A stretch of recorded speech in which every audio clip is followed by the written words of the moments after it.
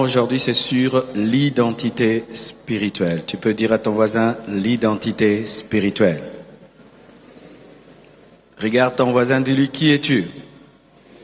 Ton voisin de droite, ton voisin de gauche, celui de devant, celui de derrière, celui qui te sourit. Acclamons Jésus.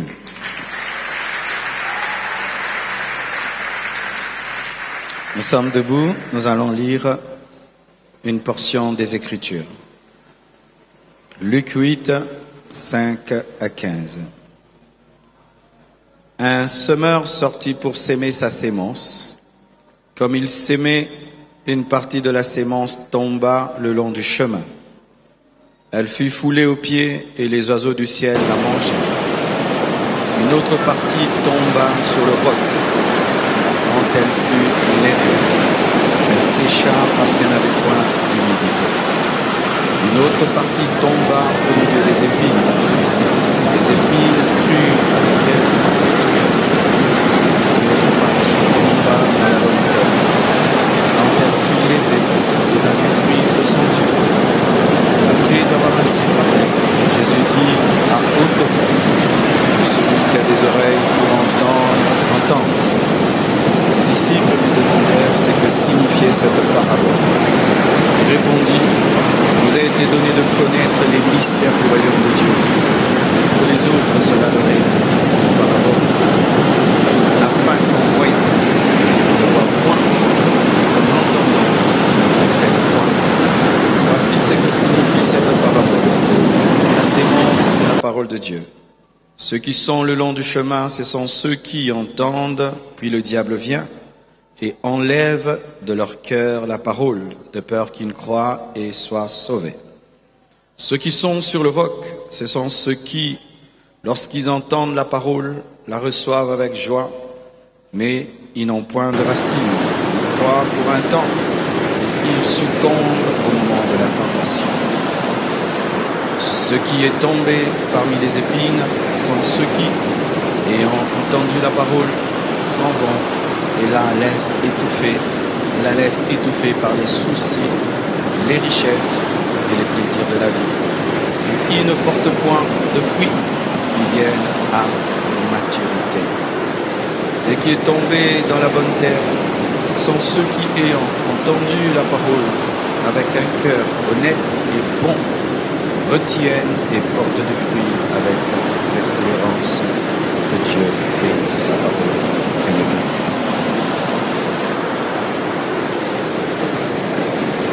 Dans la Bible, il y a un enseignement clair, c'est que Dieu donne des identités spirituelles aux hommes. Et nous n'avons pas les mêmes identités spirituelles devant Dieu. L'homme doit connaître qui il est. Au-delà de savoir que tu es un homme, une femme, que tu es jeune, vieux, riche, pauvre, congolais, étranger, tu dois connaître qui tu es spirituellement, car l'identité spirituelle est plus importante que l'identité physique. Ainsi, la Bible nous présente des types d'hommes. La Bible catégorise les humains devant Dieu, spirituellement, et la Bible nous révèle que le filet de Dieu contient plusieurs sortes de poissons, plusieurs sortes d'hommes, que la maison de Dieu comporte plusieurs sortes d'hommes, qu'une église locale comporte plusieurs types de fidèles. Ce dimanche et dimanche prochain, nous en parlerons. Là, nous voyons Jésus-Christ qui donne une parabole au sujet de la compréhension et de la pratique de la parole.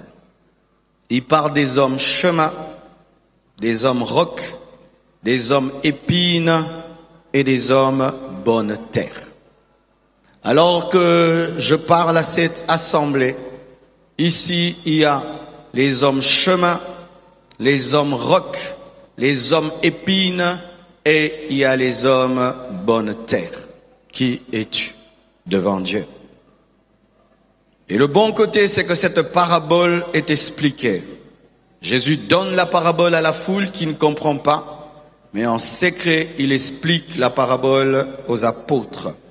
Il dit que les hommes bord du chemin, ce sont des hommes qui écoutent la parole et qui ne la comprennent pas. Lorsqu'on prêche à l'église et tu ne comprends pas, tu es le bord du chemin. Lorsque le pasteur enseigne, tu ne comprends pas, tu es bord du chemin. Et il y a quelqu'un qui opère pour que les hommes ne comprennent pas et qui récupère tout ce qui n'est pas compris, c'est l'oiseau qui est appelé Satan. C'est pourquoi dans l'église, lorsqu'on prêche la parole, les gens doivent être concentrés. Ne faites pas des allers-retours, ne causez pas, ne chiquez pas, ne perdez pas votre temps au téléphone à moins de lire votre Bible, parce qu'il y a quelqu'un, un esprit, qui aime la distraction quand on prêche. Je ne connais pas quelqu'un qui est premier de la classe et qui est distrait pendant les cours. Et je ne connais pas un chrétien qui devient mûr dans la parole et qui est distrait pendant la prédication. C'est pourquoi je demande ceci comme organisation. Pour nos frères qui travaillent au protocole, pour nos frères qui travaillent à la sécurité, pour nos frères qui travaillent à la caméra. C'est très difficile d'être concentré quand je dois filmer et photographier.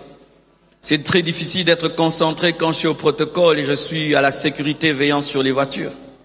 Vous devez toujours faire ceci. Si tu as pris la caméra au premier culte, au deuxième tu t'assieds, tu écoutes. Si tu étais au protocole au premier culte, au deuxième tu t'assieds, tu écoutes. Si tu étais à la sécurité au premier culte, au deuxième culte tu t'assieds, tu écoutes. Parce que tu peux devenir le bord du chemin. J'ai été protocolaire dans ma vie. Et je sais ce que je dis. Lorsque je suis entre la porte et l'église, il y a des choses qui certainement m'échappent. La preuve, chaque fois que vous venez d'un culte, posez-vous la question, le pasteur a prêché quoi? Sans aller sur YouTube.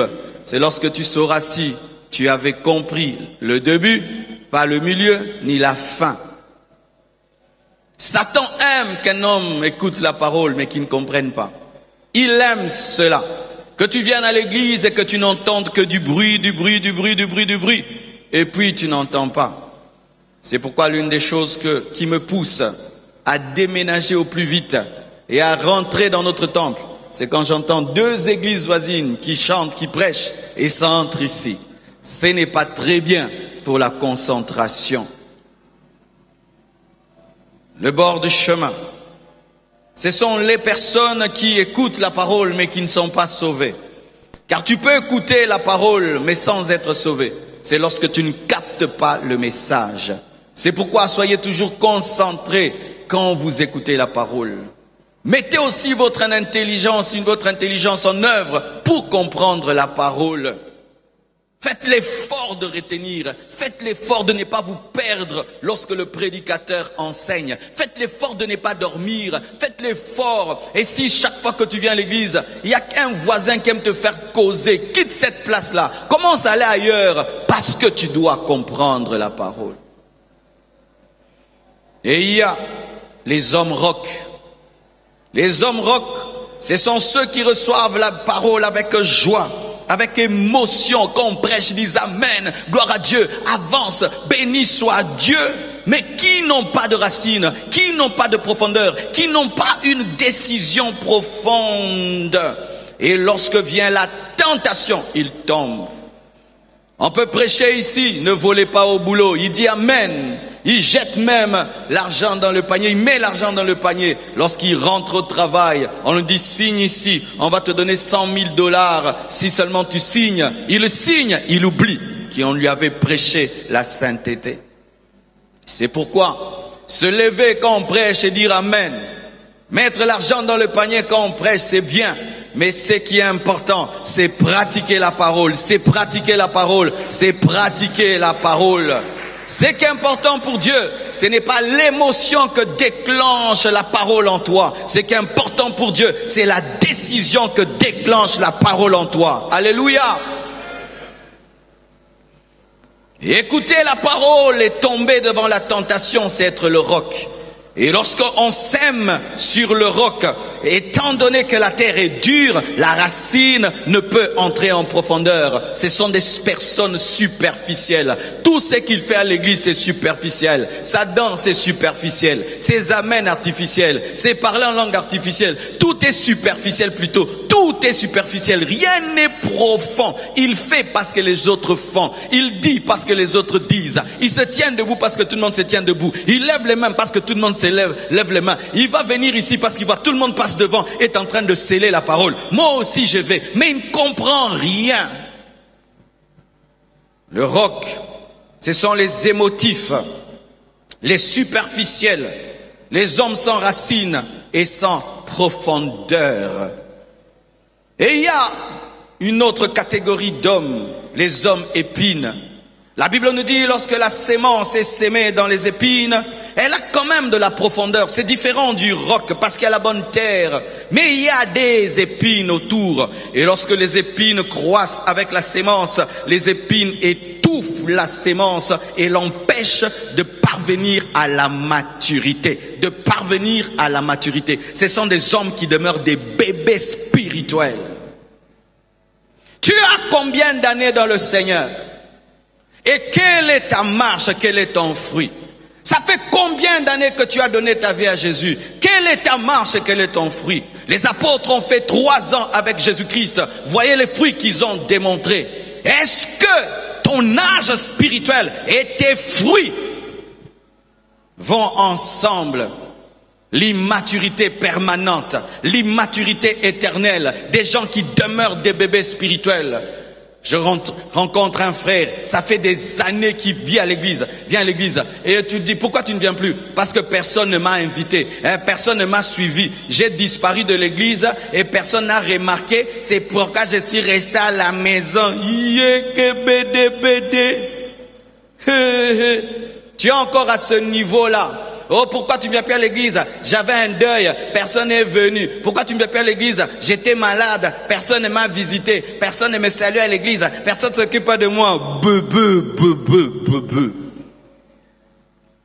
Les adultes, quand tu as faim, tu ouvres toi-même le frigo et tu manges. Le bébé, pour manger, il faut qu'on lui donne la nourriture. Et lorsque tu as grandi dans les choses de Dieu, tu t'amènes toi-même à l'hôpital, tu t'amènes toi-même vers le frigo. Tu n'as pas besoin qu'on te nourrisse, tu te nourris toi-même. Quitter cette dimension des bébés spirituels qui ont toujours besoin d'être poursuivis, suivis. Moi, je n'ai pas besoin de suivi pour aimer Dieu.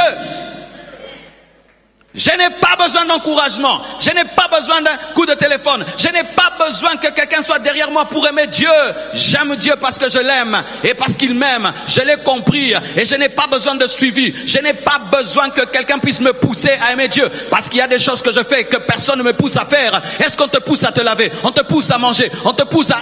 Tellement de choses que tu fais sans qu'on te pousse. Mais pour les choses de Dieu, il faut qu'on te pousse parce que tu es un bébé. Oui, depuis que tes parents sont morts, tu ne viens plus trop à l'église parce que tu as remarqué que l'église n'était pas là. Tu es un bébé spirituel. Paul va en prison. Qu'on le suive ou pas, en prison, il écrit des épîtres alors qu'il est en prison. Les bébés spirituels, ce sont ceux qui laissent la parole étouffée par les soucis.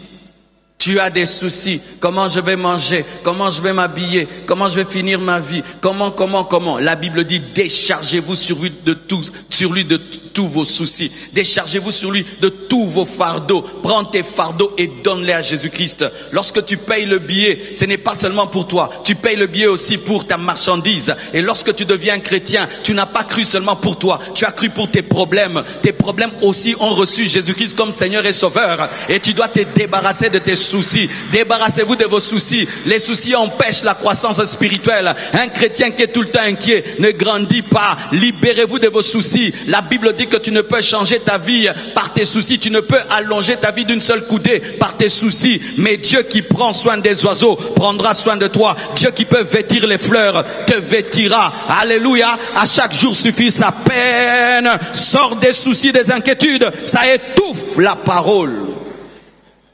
Tu ne peux pas avoir la foi et avoir des soucis au même moment. Tu ne peux pas avoir la foi et avoir des inquiétudes à la fois. Tu dois avoir confiance en Dieu et croire que Dieu s'occupe. Même si tu vis le problème, même s'il te fait souffrir, crois que Dieu est en train de s'en occuper. Et d'ici là, très très bientôt, tu vas voir la grâce et la parole de Dieu se réaliser, s'accomplir dans ta vie.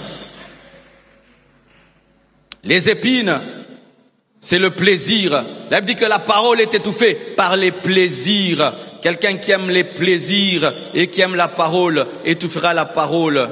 Sachez ceci, qu'il y a des péchés qui donnent le plaisir. Ce n'est pas parce qu'un péché, quelque chose te donne le plaisir que c'est la volonté de Dieu. Tu peux commettre l'impudicité, il y a du plaisir dedans. Ce n'est pas parce qu'il y a le plaisir que c'est la volonté de Dieu. Tu peux voler et puis tu te retrouves avec une belle voiture, très très belle. Ce n'est pas parce qu'il y a le plaisir que c'est la volonté de Dieu.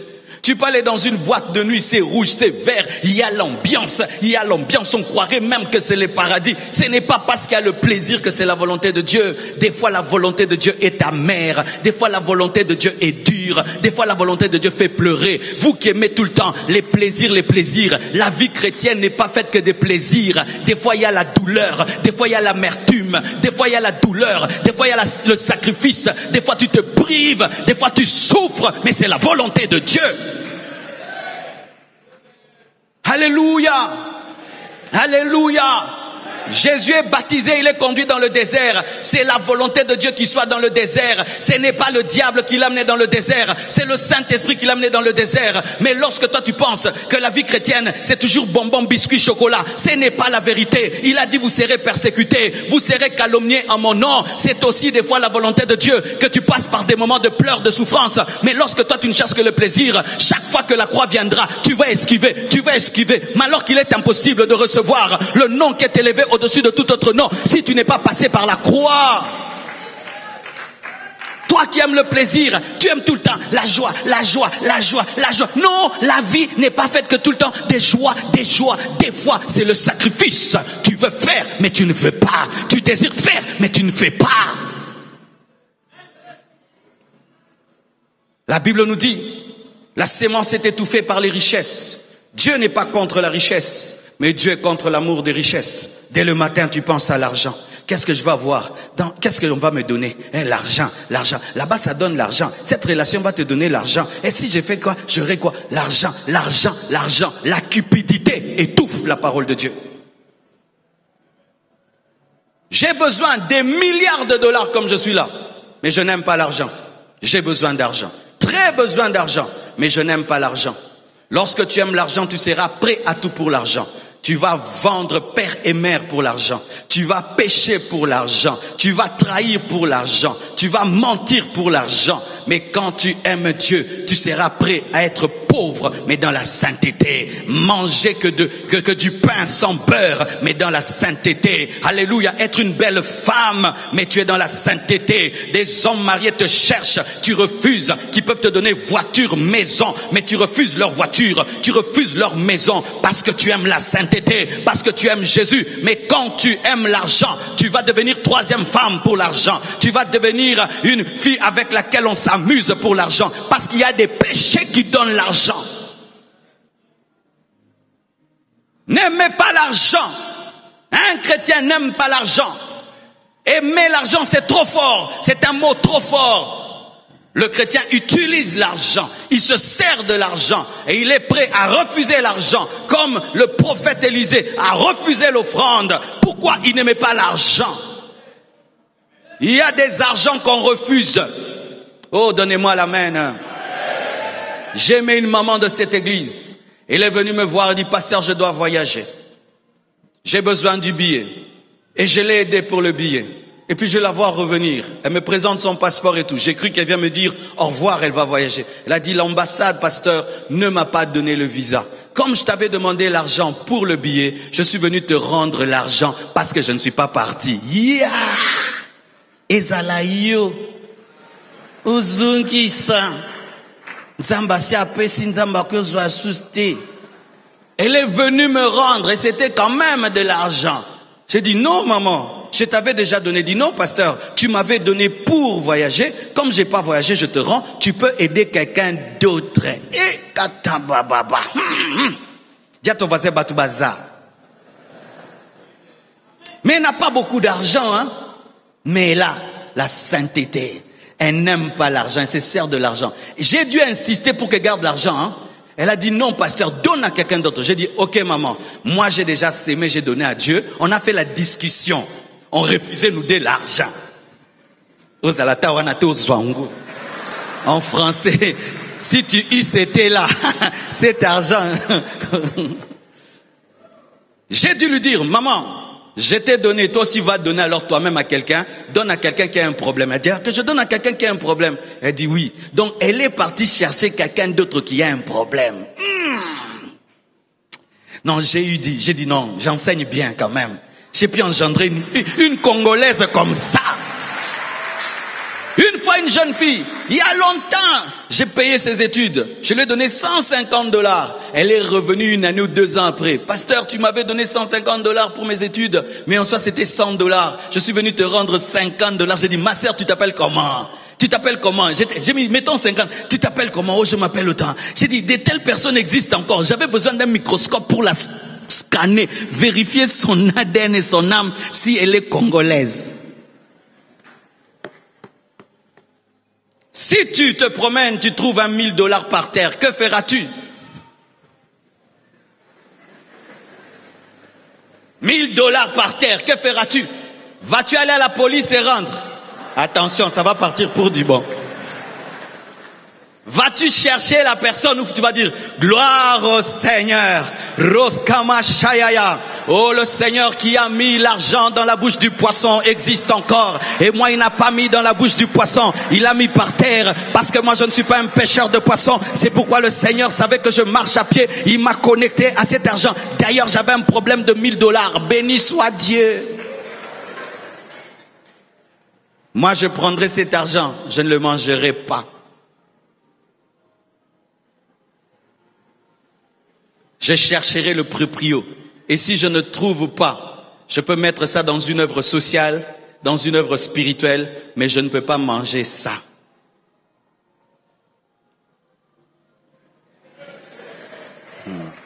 Dis à ton voisin, qui es-tu?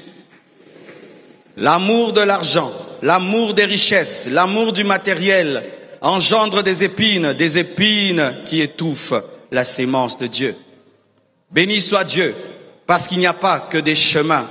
Béni soit Dieu parce qu'il n'y a pas que des rocs. Béni soit Dieu parce que tout le monde n'est pas épine. Il y a aussi la bonne terre. Il y a aussi la bonne terre. Et je prie que Dieu puisse m'accorder des fidèles qui sont la bonne terre. Et que moi-même je sois la bonne terre. Et la bonne terre, c'est quelqu'un qui est honnête face à la parole. C'est celui qui retient la parole, qui pratique la parole. Mais qui ne pratique pas seulement la parole, qui persévère dans la parole jusqu'à sa mort, jusqu'à sa vieillesse. Il pratique la parole. Lorsqu'on prêche, si c'est lui dit c'est moi, il se répand, il est sincère, il n'est pas orgueilleux devant la parole. Si Dieu lui dit c'est mal, il dit que c'est mal. Il n'écoute pas la parole pour quelqu'un d'autre. Il ne dit pas si Jeanne était là, elle serait transformée. Lui-même dit face à face comme un miroir. Il se regarde et partout le miroir lui dit que tu as des boutons. Il fait éclater les boutons. Partout la parole de Dieu le corrige. Il se corrige. Il ne se met jamais sur la chaise de la perfection pour dire la parole ne me concerne pas. Il ne dit pas Dieu lui parle. Il dit Dieu me parle. Et lorsqu'il est sincère, il se répand et il retient la parole. Tu peux lui rappeler un enseignement d'une année, il connaît ce qu'on avait dit et il demeure dans ces choses jusqu'à la fin de sa vie et il porte de fruits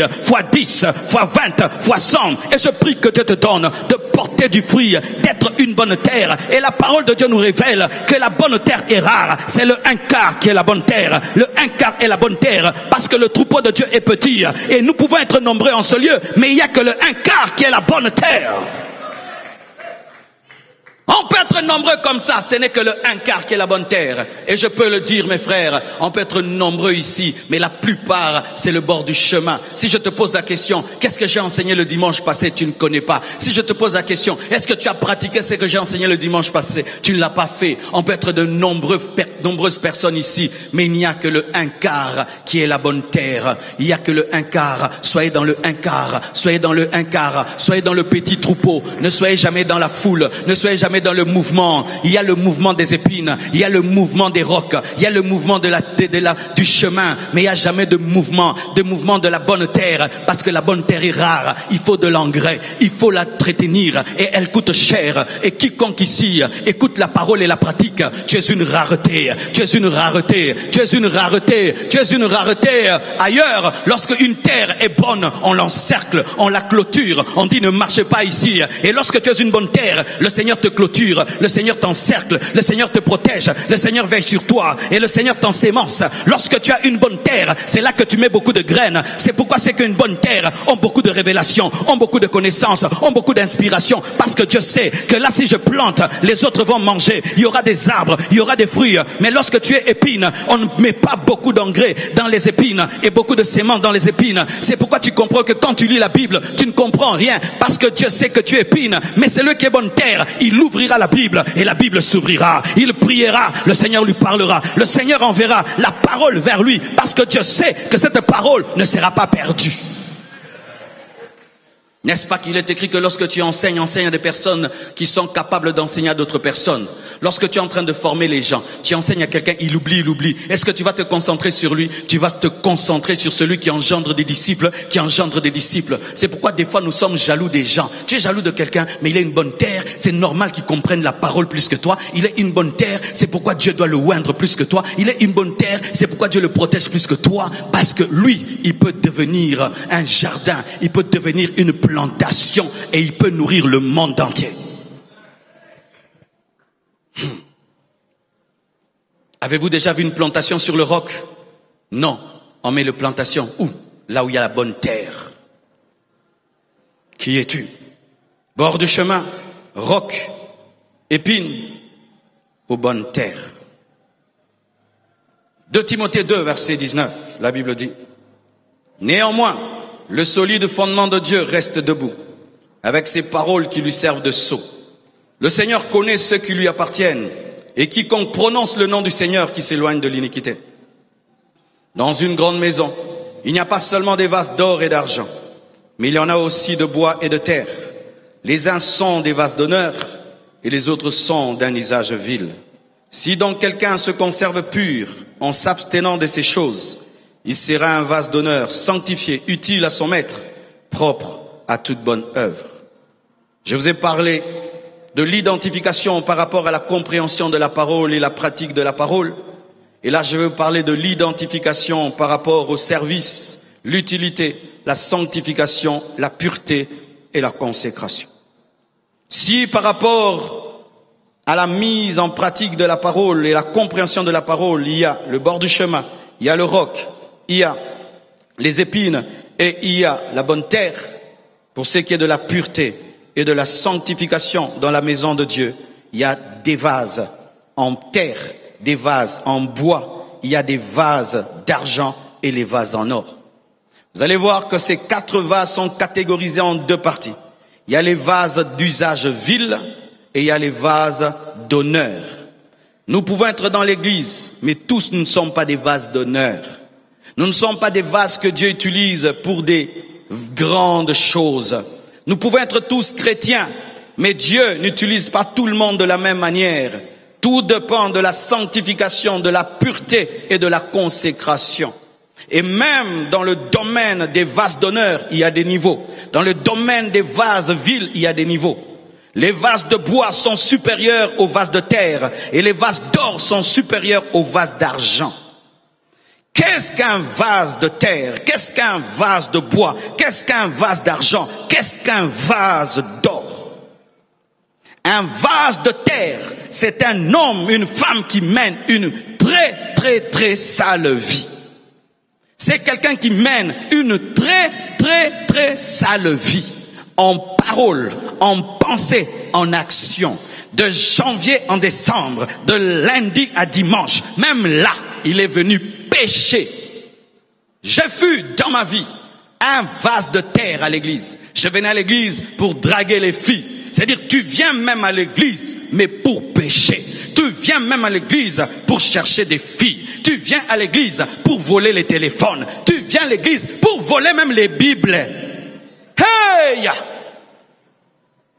Tu viens à l'église pour mentir. J'ai vu des gens me mentir. Pasteur, je prie dans cette église, aidez-moi. On vérifie, elle ne prie même pas la compassion. Elle ment. D'autres mentent même qu'elles sont mes tantes. Hein?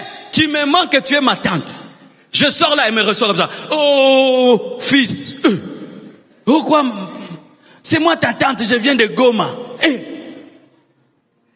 Tu sais, quand tu mens trop, tu oublies que tu as menti. Un autre jour, elle revient encore. J'ai dit, mais tu avais dit que tu étais ma tante. Maintenant, tu as changé, tu habites ici. Un escroc, il vient à l'église, mais tout son but ici, c'est l'argent. Comment il va nous escroquer? Comment il va nous vendre une parcelle d'autrui? Mais c'est tout ce qu'il est venu faire ici. Vase de terre. Ta vie est sale. Ta vie est impure en pensée. Tu penses sale, tu parles sale, tu agis sale. Ta vie, c'est la saleté. Une telle personne ne sera jamais utilisée par Dieu. Si Dieu veut t'utiliser, il va t'utiliser comme il peut utiliser une pierre, une ânesse, mais pas pour des grandes choses. Qui sont les vases de bois? Ce sont ceux qui se sanctifient, qui sont sales, mais pas très sales, mais il est quand même sale. Il a des péchés mignons. Il abandonne tout, mais il garde certaines choses. Il laisse tout, mais il y a quelque chose qu'il garde. Il se sanctifie dans les actions, dans les paroles, mais ses pensées impures. Au dehors, c'est propre, mais dedans, c'est sale. C'est un tombeau blanchi. Vase de terre, vase de bois, inutilisable. Ce sont d'usage vil. C'est avec ça qu'on lave les pieds, on jette la morve dedans, on lave des habits sales, on met pour les animaux. Et il y a les vases d'argent. Les vases d'argent, ce sont des gens qui ont la sanctification et la pureté normale. Standard. C'est un bon chrétien. Il obéit à la parole. Il ne pêche pas. Il craint Dieu. Normal. Il a la vie chrétienne de tout le monde. Il a le standard. Dieu est content de lui. L'église est contente. Il a un bon témoignage. Pour tous les péchés standards, il n'est pas là-bas. Pour tous les péchés basiques, il n'est pas là-bas. Mais ce n'est pas le niveau le plus élevé. Tu peux être vase d'argent, c'est bien, mais il y a aussi vase d'or. Quelle est la dimension du vase d'or? C'est la dimension d'une vie très très sainte, parce qu'il y a le lieu saint et le lieu très saint. C'est lorsque tu atteins la dimension d'une vie très très sainte, où même ce qui n'est pas péché pour toi peut devenir péché. Ce que les hommes standards font, toi tu es au-dessus de cela. Exemple, je connais un homme de Dieu, dans son alliance avec Dieu, il était interdit qu'il puisse filmer les services de puissance. S'il lui filme, Dieu refuse. Il y a des hommes dans son alliance avec Dieu, il y a des choses qui sont normaux pour les autres, mais lui il ne peut pas faire. Très très saint. Et un jour, j'ai rencontré une fille comme ça. Sa sainteté n'était pas comme celle des chrétiens basiques du Congo. Un jour, on prend la Sainte Seine, et puis je remarque qu'elle n'a pas pris la Sainte Seine. Et je lui dis, pourquoi tu n'as pas pris la Sainte Seine? Elle a dit, j'ai menti. J'ai dit, tu as menti, tu as fait quoi? Elle a dit, on passe par des moments difficiles. Mes parents n'avaient pas payé l'électricité.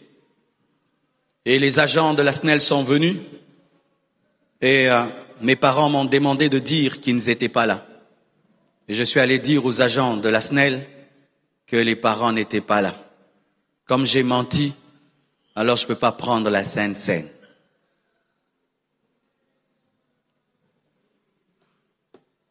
Toi, tu as raccordé, toi-même tu as pris un fil, tu as les branché sur le câble de la SNEL. Ça fait 5 ans. Tu as l'électricité, tu ne payes jamais. Tu n'as même pas de culpabilité. Tu es même prêt à voler la cabine de la SNEL. Mettre chez vous. Tu n'auras aucune culpabilité. Mais elle a seulement menti que papa n'est pas là. Mais elle trouve qu'elle est indigne de prendre la Sainte Seine. Mais toi-même, tu as mis un gros fil. Et jusqu'aujourd'hui, tu n'as pas la paix. Même pendant que je cite cet exemple, Zoba Fio, Likamozala qui wana pensa, Batumisus Bisa se bisa. Alléluia. Est-ce que tu as atteint ce niveau-là où des choses que les autres trouvent normales, toi tu trouves anormales, où tu peux aller te repentir de certaines choses, mais les autres disent qu'est-ce qu'il y a? David, il coupe seulement le pan de la robe du roi et son cœur tremble. Le sang n'a pas coulé, il ne l'a pas touché, il ne l'a pas frappé, il a coupé seulement l'habit, mais il s'est repenti. Que Dieu te donne d'être un vase d'honneur, un vase d'honneur, un vase d'honneur, où si tu pries, tu manges sans prier, pour toi tu as péché. Ou tu dors sans prier, tu as péché. Ou tu sors sans prier, tu as péché. Tu n'as pas volé. Le fait que tu n'as pas prié pour toi, c'est un péché. Toi tu sors, tu ne pries pas. Tu manges, tu ne pries pas. Tu dors, tu ne pries pas. Pour quelqu'un d'autre, c'est un péché. Comment j'ai pu dormir sans prier? Comment je suis sorti sans prier? Toi, tu passes tes journées, tu ne lis pas la Bible. Mais il y a des gens, s'ils ne lisent pas la Bible, il a péché. Est-ce que toi, quand tu ne lis pas la Bible, tu as péché? Il y a des gens qui confessent, Seigneur, pardonne-moi. Aujourd'hui, je n'ai pas médité la Bible. Péché n'est pas méditer la Bible. Est-ce que dans les 10 commandements, il y a le péché n'est pas méditer la Bible? Il n'existe pas. Mais pour ceux qui sont des vases d'honneur, c'est un péché. Seigneur, pardonne-moi, j'ai fini toute cette semaine. Je n'ai pas jeûné, même pas un seul jour. Tu m'as donné 7 jours, j'ai mangé 7 fois, je n'ai pas jeûné. Tu confesses le fait de finir toute une semaine sans jeûner. J'ai fait 1 mois, je n'ai gagné aucune âme, pardonne-moi. J'ai fait tout 1 mois, je n'ai amené personne à Jésus. Seigneur, pardonne-moi. Est-ce que tu confesses de tels péchés? Le péché n'est pas seulement le mal. Le péché, c'est aussi ne pas faire le bien. Seigneur, pardonne-moi, je suis venu à l'église avec une offrande qui n'est pas une offrande. J'ai méprisé ton offrande. Seigneur, pardonne-moi. Est-ce que tu demandes pardon de donner des offrandes qui ne ressemblent pas à des offrandes, de bouffer ta dîme? Est-ce que tu demandes pardon pour ça? Seigneur, pardonne-moi. J'ai vu un pauvre qui m'a demandé, j'avais l'argent, mais je ne lui ai pas donné. Seigneur, pardonne-moi. Est-ce que tu demandes pardon pour de telles choses? Regardez ceci. Lorsque vous lisez la parole de Dieu au sujet de la statue de Daniel, on voit qu'elle a commencé en or et puis elle a fini en terre. Sachez ceci, mes frères, que ce qui est terre peut devenir or, mais ce qui est or peut aussi devenir terre. Sur le plan physique, c'est impossible que l'or devienne la terre et que la terre devienne de l'or.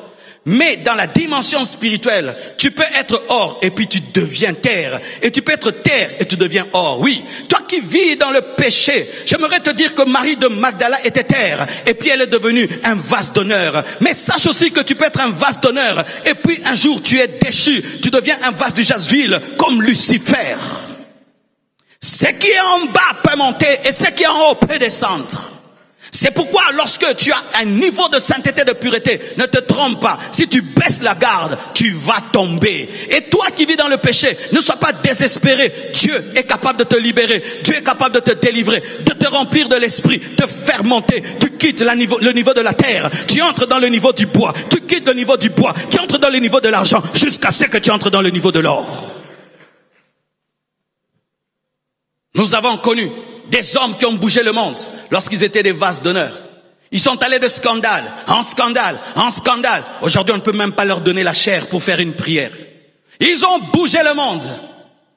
Mais ils sont allés de péché en péché. Ils étaient or, ils sont devenus argent, ils sont devenus bois. Et puis ils sont devenus terre. Au point même, à l'écodime, on ne peut même pas leur donner le micro pour exhorter les enfants. Toi qui es debout, fais attention de tomber. Toi qui es debout, fais attention de tomber. Toi qui es debout, fais attention de tomber. Et toi qui es tombé, relève-toi, car il y a encore de l'espoir, tu es vivant. Oh oui, acclamons le Seigneur.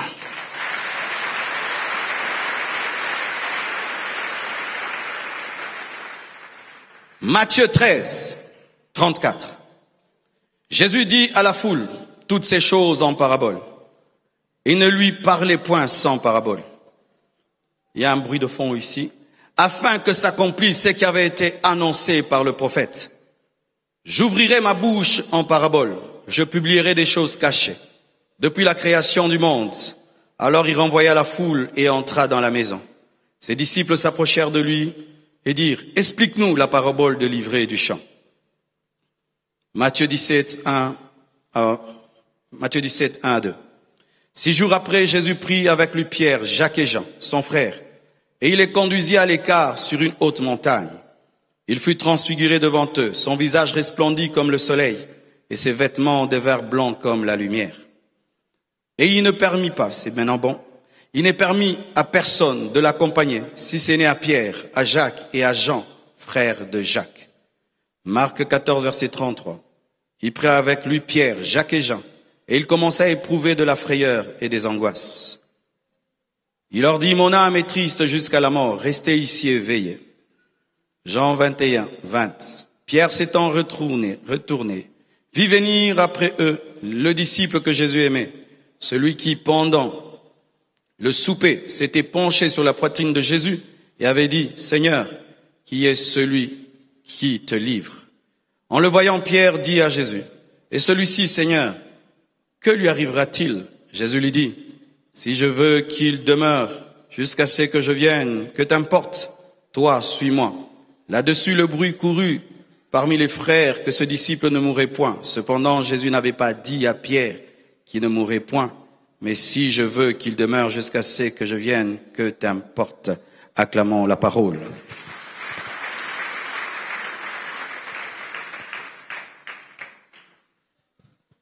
Je vais finir là.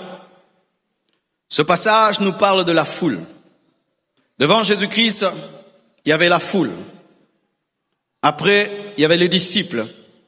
Après les disciples, il y avait Pierre, Jacques et Jean. Après Pierre, Jacques et Jean, il y avait Jean. Même devant Jésus-Christ, ce n'est pas tout le monde qui avait le même niveau. Il y avait une différence dans l'intimité. Dans la dimension de l'intimité, nous n'avons pas le même niveau.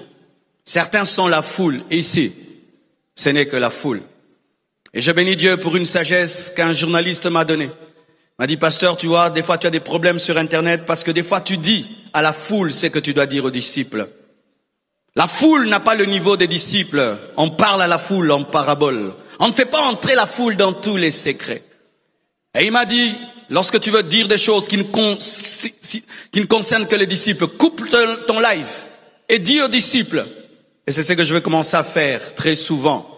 Parce qu'on n'est pas obligé de tout traiter devant la foule. Pourquoi? Parce que dans la foule, il y a des pharisiens. Dans la foule, il y a des sadducéens. Dans la foule, il y a des romains. Dans la foule, il y a des gens qui viennent t'attraper au travers de tes propres paroles. Et aujourd'hui, la foule, ce n'est pas seulement ceux qui sont là, mais aussi ceux qui sont derrière la caméra. Jésus-Christ à la foule parlait, mais c'était masqué. Dans le secret, il révélait. Comment tu sauras que tu es la foule? C'est lorsque pendant que je prêche, tu ne comprends pas. Pendant que j'enseigne, tu ne saisis rien du tout. Au point, on peut te poser la question, le pasteur a prêché quoi? Tu dis, je ne sais pas. Et souvent, tu peux dire les blagues que j'ai faites. Ah, il nous a fait rire. Hein. Il y avait une sœur là, on est venu la voir, elle a dit la vérité alors qu'elle avait menti. Nanana. C'est tout ce que tu retiens dans une prédication, les parenthèses. Lorsque dans une prédication, tu ne retiens que les parenthèses, tu es la foule. Lorsque dans une prédication, tu ne retiens que les blagues, tu es la foule. Lorsque tu ne retiens que des choses qui ne sont pas vraiment le message, mais qui sont seulement l'accompagnement du message, tu es la foule. La foule vient pour le pain et le poisson. La foule vient pour les miracles et pour les prodiges. La foule vient pour ses intérêts. Et lorsque ces intérêts ne sont plus là, la foule s'en va. J'aimerais vous poser cette question. Si un jour il y avait un problème dans cette église, qui restera? La foule part lorsqu'il y a un problème. La foule prie dans une église parce que c'est une bonne église. Le pasteur est connu, le pasteur prêche bien, c'est pourquoi on y va. Le jour qu'il y a un problème, la foule s'en va. La même foule dit, crucifiez-le, crucifiez-le, crucifiez-le. Pourquoi tu pries ici? Dis-moi. Tu pries ici pourquoi? Parce que c'est une bonne église qui est connue au Congo, connue dans le monde entier. C'est pourquoi tu es là. Et donc, si on n'était pas connu dans le monde entier, tu ne serais pas là. Si on n'était pas célèbre, tu ne serais pas là. Un jour donc, tu diras, crucifiez-le. C'est quand vous remarquez certains, il suffit seulement qu'il y ait un buzz sur Internet, il ne va plus à l'église. Pourquoi tu ne viens plus à l'église? On a dit, j'ai été touché, j'ai été découragé. Pourquoi? Parce qu'on a fait une vidéo avec le pasteur, on lui a mis des cornes et des yeux rouges. À chaque buzz, toi tu es bougé. À chaque insulte, tu es bougé. Des fois même, tu prends le parti des gens qui nous attaquent. Oui, vraiment, ils ne devaient pas dire comme ça. Non, quand on est disciple, on ne fait pas ça.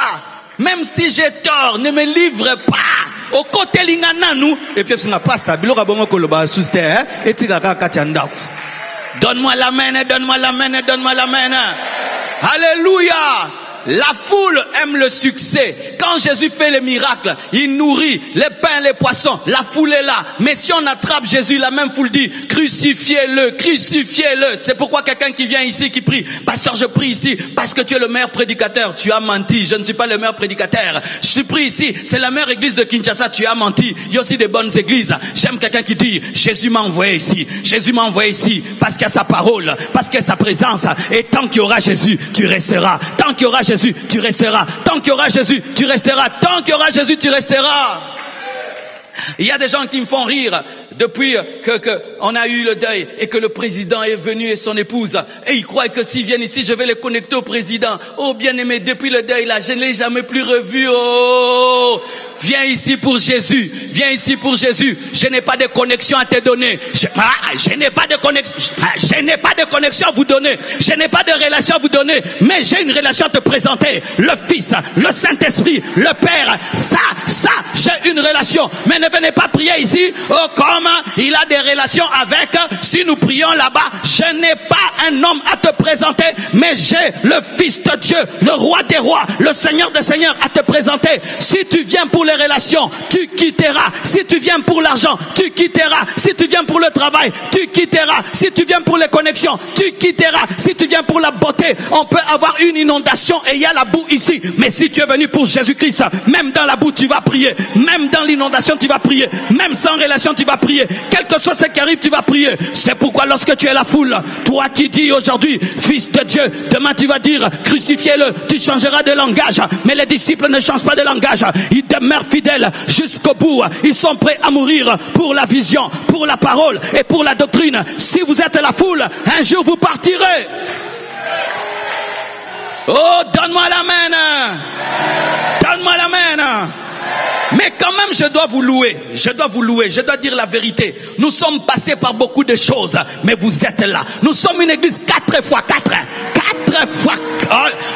Je vous dis, les choses qui sont arrivées dans cette église, dans une autre église, allait la détruire. Mais heureusement que j'ai bâti cette église sur Jésus-Christ de Nazareth, sur le roc. Sur le roc. Je ne vous ai pas présenté autre chose. Je vous ai présenté Jésus. Pasteur, bâtis l'église sur le roc. Pasteur, bâtis l'église sur Jésus. Ne bâtis pas l'église sur ta maison, sur ta voiture, sur ton mariage. Sur ton mariage. Ne bâtis pas l'église sur ton mariage. Bâtis l'église sur Jésus-Christ, sur la parole. Et l'église sera ferme. L'église sera solide. Tout ce qui est bâti sur le roc demeure. Mais si tu bâtis sur le sable, tu n'auras que la foule. Et au dernier jour, personne ne sera enlevé parce que la foule finit par disparaître. Mais les disciples restent, même au bas de la croix. Ils restent au bas de la croix.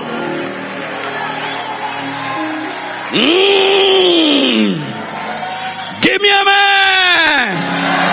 Je ne vous ai pas présenté le mariage. Même toi qui as 50 ans, tu es une femme, prie. Je ne t'ai pas présenté le mariage. Je ne t'ai pas présenté le travail. Même si tu es chômeur, prie. Je ne t'ai pas présenté l'Europe. Même si on t'a refusé le visa, prie. Je ne t'ai pas présenté la richesse. Même si tu es pauvre, prie. Je ne t'ai pas présenté l'excellence. Même si ta vie est médiocre, prie. Je t'ai présenté le chemin, la vérité et la vie. Jésus-Christ de Nazareth, le seul, l'unique, le véritable, le seul.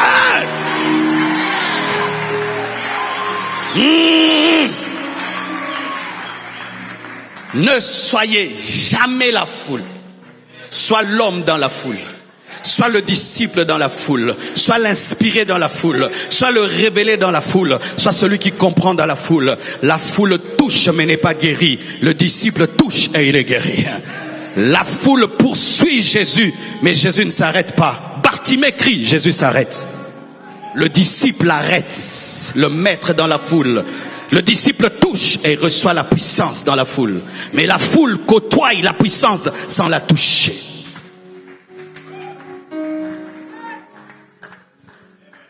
Tu peux être dans la foule, tu me vois servir Dieu, tu ne comprends rien à mon ministère, tu ne reçois aucun secret, rien. C'est quand on voit quelqu'un qui dit, pasteur, je suis là des années, et puis il fait des choses, tu te dis, tu les as vus où? Il ne voyait rien, il ne comprenait rien, il était la foule. Mais un disciple peut voir. Il prêche en parabole à la foule, et puis il révèle la parabole aux 12. Mais parmi les 12, il y a d'autres. Soyez les intimes parmi les intimes. Soyez le lieu très saint dans le lieu saint. Pierre, Jacques et Jean. Ce n'est pas tous les disciples, ce ne sont pas tous les disciples qui ont vu la transfiguration de Jésus. C'est Pierre, Jacques et Jean. Ce ne sont pas tous les disciples qui ont entendu Jésus-Christ dire « Mon âme est à l'agonie » lorsqu'il était dans le jardin de Gethsémane. Ce ne sont pas tous les disciples qui ont vu sa transpiration devenir du sang. C'était Jacques, Pierre et Jean. Il y a des choses que je peux dire sur Internet. D'autres, je coupe le live, je le dis. Mais d'autres, je dirai au bureau. D'autres, je dirai dans une maison. D'autres, je dirais, seul à seul. Pierre, Jacques et Jean, la dimension de la transfiguration. Pierre, Jacques et Jean, la dimension de Gethsémane. Mais, il y a aussi la dimension de Jean lui-même. Voici le nom de Jean, le disciple que Jésus aimait. Voici l'homme qui a été le plus aimé par Jésus sur la terre, Jean. Tous les apôtres sont morts. Décapité, crucifié, Jean est mort de vieillesse.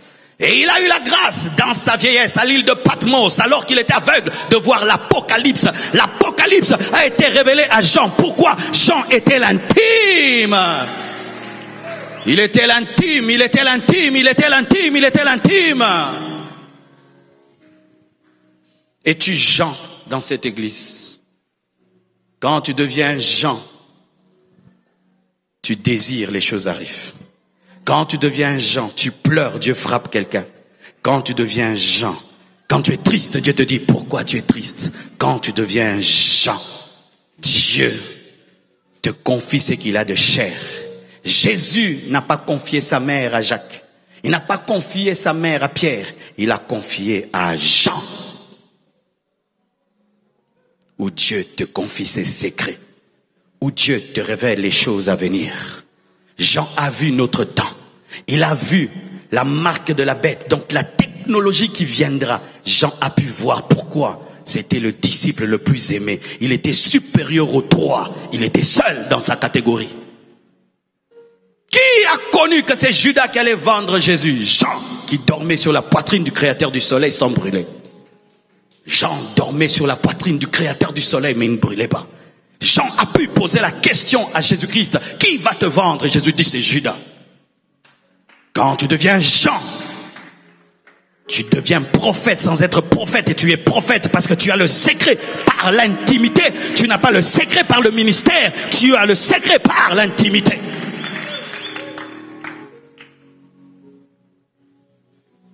Qui êtes-vous? Tu te contentes du parvis? Entre dans le lieu saint. Tu te contentes du lieu saint? Entre dans le lieu très saint.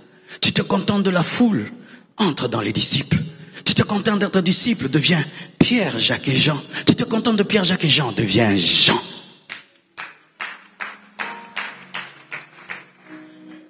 C'est à l'île de Patmos, dans une retraite imposée, aveugle et dans une île, qui reçoit la révélation que même les voyants ne voient pas. Les gens vivent dans la solitude, des jeûnes de prière, des moments intenses de prière, se séparent de tout le monde parce qu'ils doivent passer des moments avec Dieu. Il a besoin de connaître la volonté de celui qu'il aime. Il a besoin de connaître en profondeur celui qu'il cherche. Un Jean, quand il vient à l'église ici, il n'est pas dans on a dit, on a fait. Il n'a pas le temps pour ça. Oh, tu sais, le pasteur, il n'a pas le temps pour ça. Tu sais, il n'est pas là. Il suit la parole. Il suit la parole. Il suit la parole. Quand il a suivi, il rentre à la maison. Personne ne lui vole la parole après le culte. Oh, des blablabla après le culte. Il n'a pas le temps des blablabla. Oh, tu avais vu, nanana, il a encore porté cette veste 4 fois. Il a un problème. Il n'est pas dans des trucs comme ça. Il rentre, il s'agenouille. Seigneur, tu as dit ça et ça. Je n'ai pas ça. Je veux ça. Il pleure. Il pleure. Et puis ça vient. Et il revient encore, il est calme. Il ne dit rien. Il prend. Il commence à grandir. Commence à grandir, commence à grandir. Et un jour, le Seigneur lui révèle l'Apocalypse. C'est que même Paul n'a pas vu, c'est que Pierre n'a pas vu, malgré son courage. Lui, malgré sa timidité, il a eu. Parce qu'il était timide physiquement, mais violent en esprit.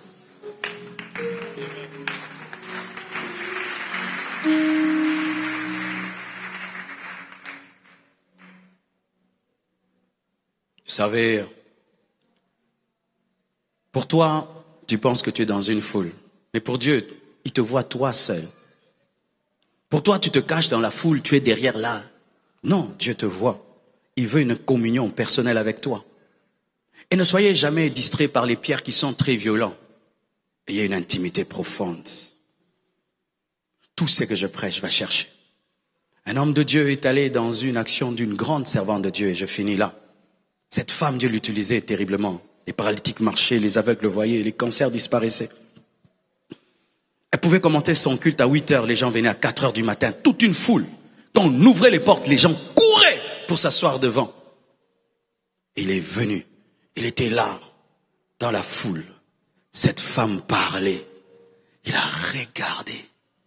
Et il a compris que cette femme avait une intimité avec le Saint-Esprit qu'il ne connaissait pas. Lorsque cette femme parlait du Saint-Esprit, c'est comme si elle le voyait.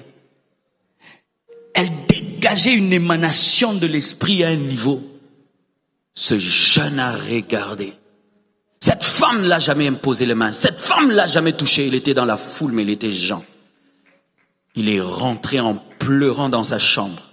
Et il a dit, Dieu, donne-moi ce que tu as donné à cette femme. Saint-Esprit, peux-tu devenir mon ami comme tu es l'ami de cette femme? Sans le savoir, Dieu avait exaucé sa prière. Il commence à prier 1 heure. Et puis il se retrouve, il a fait 10 heures. Il prie 1 heure, il a fait 10 heures. Il prie 1 heure, il a fait 10 heures. Lorsqu'il entrait dans la présence de Dieu, il était comme s'il était déplacé. La présence de Dieu a commencé à remplir sa chambre. Et un jour, quelqu'un vient le chercher dans sa chambre. Bah, il tombe par terre. Il entre dans le couloir, la gloire dans le couloir. Tu entres dans sa voiture, la gloire. Les miracles, les prodiges, un ministère international.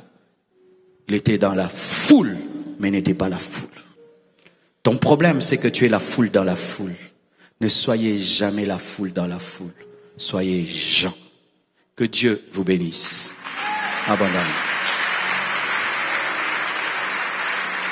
Plus de toi, Seigneur, plus de toi, plus de ta ressemblance, plus de toi, plus de discernement de ta voix, de ta volonté, Seigneur, plus de toi. Plus de toi, Seigneur, plus de toi. Si ce message t'a touché de quelque manière, je te prie de t'approcher et de t'humilier avec honnêteté devant la parole. Ne sois pas l'épine, ne sois pas la pierre, ne sois pas le bord du chemin, ne sois pas un vase de terre, ne sois pas un vase de bois, ne sois même pas un vase d'argent, sois un vase d'or. Ne sois pas la foule, ne sois pas Pierre, Jacques et Jean, mais sois Jean. Shamalea sendelea Azie Maya Mashaya Sierra Oshi Ezaya.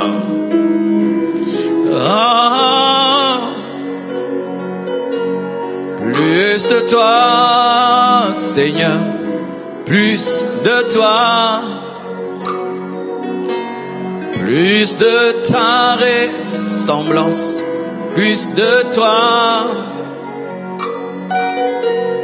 plus de discernement de ta voix, de ta volonté.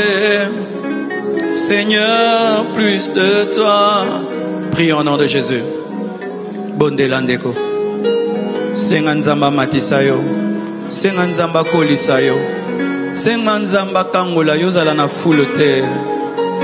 Ozala profond, ozala Jean. Je veux être comme Jean de l'Apocalypse. Comme Jean de l'Apocalypse, comme Jean de l'Apocalypse, je veux être comme Jean de l'Apocalypse, je veux être un vase d'honneur, je veux être un vase d'or, un vase d'honneur.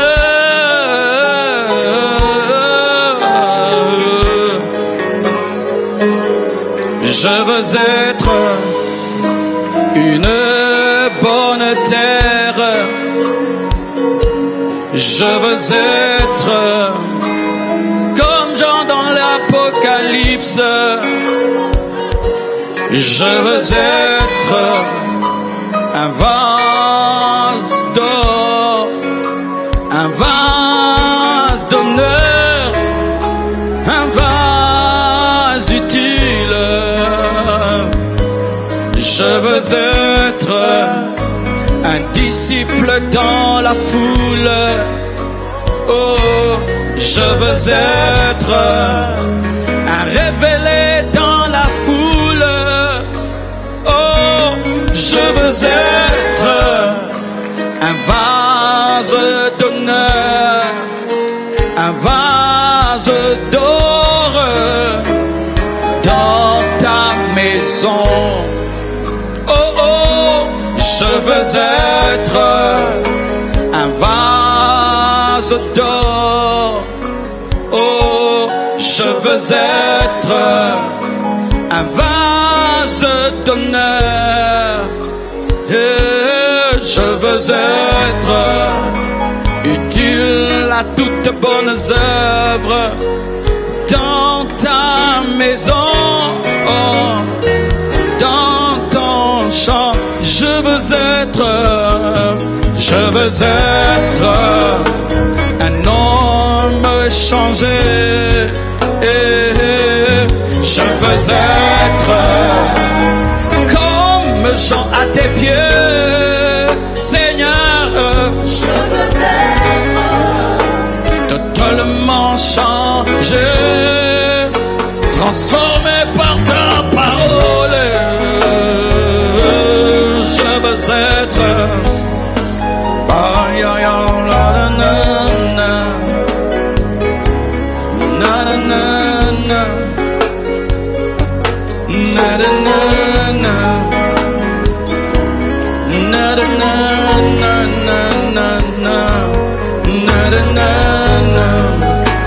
change-nous, change-moi, change-nous.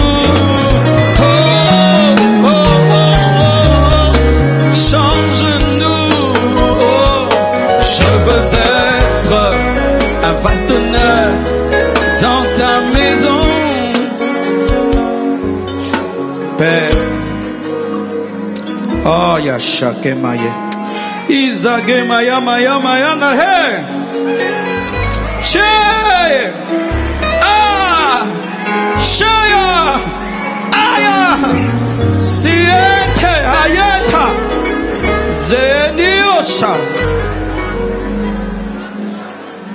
Presence, presence, presence, Présence. Il y a une onction derrière ce message. Il y a une onction derrière cette parole. Il y a une vie de Dieu qui coule ici et partout. La vie de Dieu accompagne cette parole. La vie de Dieu accompagne ce message. Le Seigneur certifie cette parole par sa présence. Le Seigneur certifie ce message par son onction. Le Seigneur certifie cette parole par sa gloire. Il aimerait que tu deviennes un vase d'honneur. Il aimerait que tu deviennes un vase d'honneur. Il y a très longtemps que tu as été un vase de terre. Il est temps que tu puisses shifter et que tu puisses devenir un vase d'honneur. Tu as été trop longtemps la foule. Il est temps que tu deviennes un Jean de l'Apocalypse. Tu as été trop au bord du chemin. Il est temps que tu deviennes une bonne terre. Il est temps, il est temps, il est temps, il est temps, il est temps. Rose betezitirina shadagaya. Apagiriandolo gezindelea. Yomuto bongo la ganzambe bongo la biso. Yomuto bongo la kabatu. Dis avec moi, Seigneur Jésus, je veux devenir une bonne terre. Enlève le roc. Enlève la distraction. Enlève l'ignorance. Enlève le péché. Enlève les épines qui étouffent la sémence, qui m'empêchent de grandir. Fais de moi un disciple révélé dans la foule. Je veux être comme Jean. Fais de moi un vase d'honneur. Je ne veux pas être en argent, un vase d'or, propre, utile à toute bonne œuvre. Lave-moi, mets ma vie en ordre, purifie-moi, transforme-moi, change mon identité devant toi. Change mon identité.